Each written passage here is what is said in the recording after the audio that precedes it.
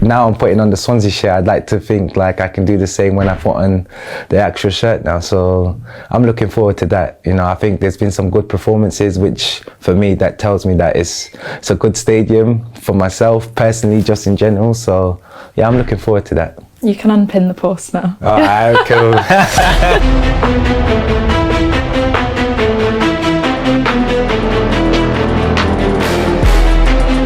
The Mirror once called it the most disgustingly outrageous showboating in football history. But what you just saw wasn't Brazil, it wasn't futsal. It was Yannick Bolasie, bringing raw African street football flair straight into the Premier League. Origins? Bolasie's story is unlike any other. Born in France, raised in England, he didn't set foot in a professional academy until he was 16. His real dream, to become a rapper. At one point, he was making just £2 per match, with a free burger for every goal. Most people thought he'd quit football forever, maybe become a carpenter, but football had other plans. The lucky break! Through family connections, he landed a trial in Malta. To kill boredom, Bolasie recorded and edited his own highlights, posting them on YouTube. Those videos made their way to scouts, and suddenly, clubs across Europe were watching. He chose to return to England, grinding his way up through lower league football before Bristol City finally gave him a platform. It was there that a scout whispered, "This kid can make the Premier League. Crystal Palace, rise." That kid soon landed at Crystal Palace, a club fighting relegation. Paired with Wilfried Zaha, the two became a nightmare duo. Defenders didn't know whether to double up or pray. And Bolasie, he didn't just play football, he entertained. Sombreros, roulettes, flicks. Fans chanted, "Are you sure you ain't Brazilian?" Iconic moments. Then came Istanbul. Liverpool needed goals to keep their title hopes alive. With 12 minutes left, they were 3-0 up.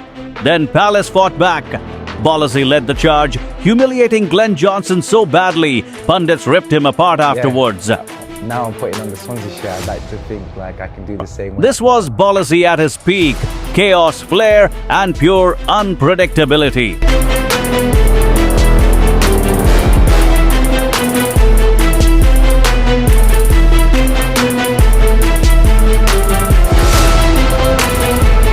National stage.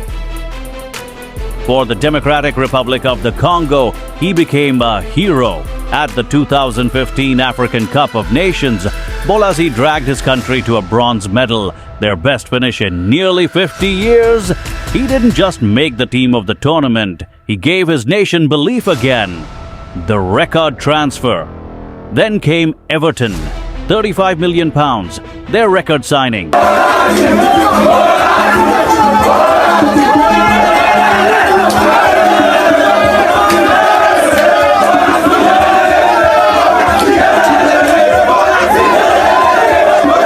Most expensive African player ever, just behind Sadio Mane. And at first it worked. Bolasie and Romelu Lukaku spoke the same Congolese dialect, confusing defenders as they tore teams apart. The fall. But in one duel with Anthony Martial, everything changed.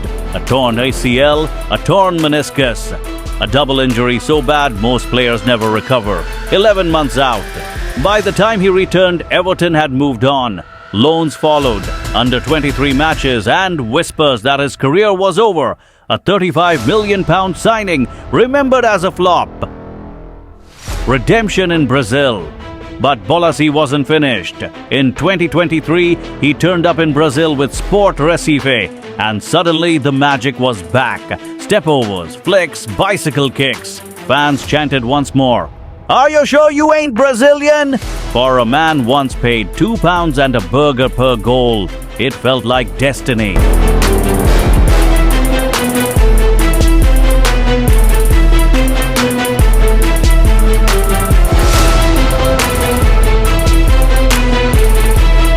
Yannick Bolasie's career will always be a paradox. He never scored enough. He never became a legend. But when he played, football looked like street art. And that's why, even years later, fans still remember the Maverick who made the Premier League look like the playground.